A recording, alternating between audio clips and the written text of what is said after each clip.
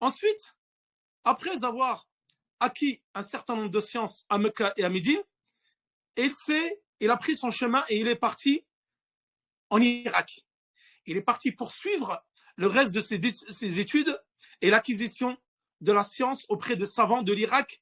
Et il a choisi comme ville la ville de Basra, Al-Basra. Et il a pris la science auprès de différents savants de cette contrée. Et d'ailleurs, c'est là-bas qu'il a commencé sa da'wa en appelant à l'unicité d'Allah et en appelant à détruire et le shirk, l'associationnisme, à s'éloigner de l'associationnisme. Et il a commencé à appeler aux gens à la religion de la vérité et à appeler les gens au tawhid et appeler les gens à la sunna du prophète sallam. Parce qu'il a vu déjà qu'à Bassora, c'était une contrée, il y avait beaucoup de rafida. Il y avait beaucoup de rawafid, qu'on appelle aussi, les gens appellent plus communément les shia. Mais en fin de compte, leur vrai nom, c'est rafida. Parce qu'ils ont refusé le Coran et la sunna du prophète sallam. Et il y avait également à Bassora, à l'époque où était Cheikh Mohamed Abdel Wahhab, beaucoup d'adorateurs des tombeaux. Les gens du faux, de l'innovation et les gens du polythéisme étaient nombreux avec les Rafida. Et Cheikh Mohamed Abdel Wahhab, il a commencé à appeler au tawhid. Il a commencé à appeler à la vérité, au haqq, à la sunna du prophète sallam. Et d'ailleurs, il a fait beaucoup de munadara, c'est-à-dire des débats avec des savants là-bas qui n'étaient pas sur le même chemin, la même voie que lui.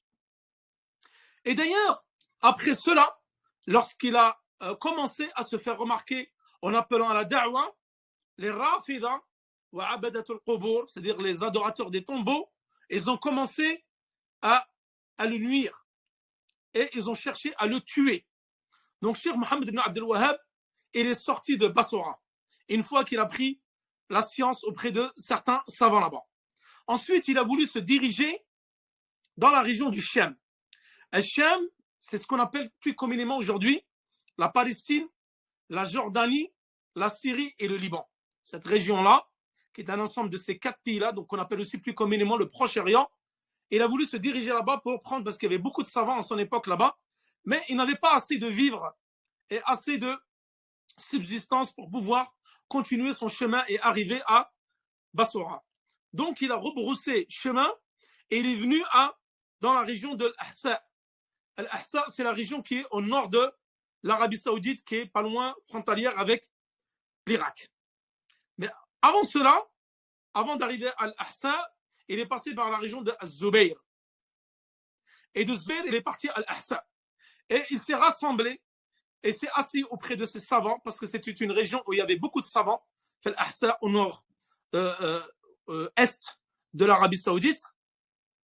Ensuite, en l'an 1139 de l'Hégire, il s'est dirigé à la ville de Huraymila. La ville de Huraymila. Et là-bas, il s'est posé et il a commencé à prêcher la vérité, le tawhid.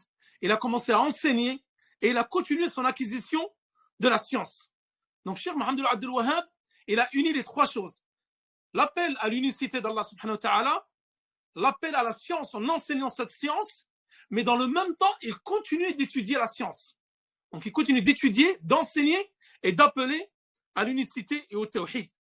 Et il est resté là-bas jusqu'à que son père, parce que son père, il était là-bas, il est mort. Lorsque son père, Cheikh Abdel Wahhab ibn Sulayman ibn Ali Tamimi, il est mort en 1153. Qu'est-ce qui s'est passé après cela? Les gens de Huraymila, ils ont commencé à lui chercher des ennuis et des problèmes. Et ils ont voulu également le tuer. Donc, Cheikh, qu'est-ce qu'il a fait?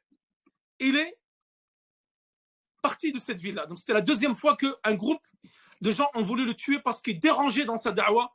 Parce que il faut savoir, pour replacer les événements dans leur contexte, à cette époque-là, il y avait énormément de shirk.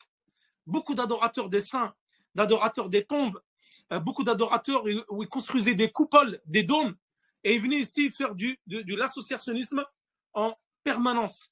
Et les gens s'étaient détournés de la religion. Et il y avait beaucoup d'innovations à cette époque-là, que ce soit en Syrie, enfin en Shem, que ce soit en Irak, à Bassora, ou que ce soit même dans la région du Nejd, en Arabie Saoudite. Et c'est pour ça que Cheikh, continuellement, il appelait au tawhid et à la destruction du shirk et à l'éloignement du culte des tombeaux, etc.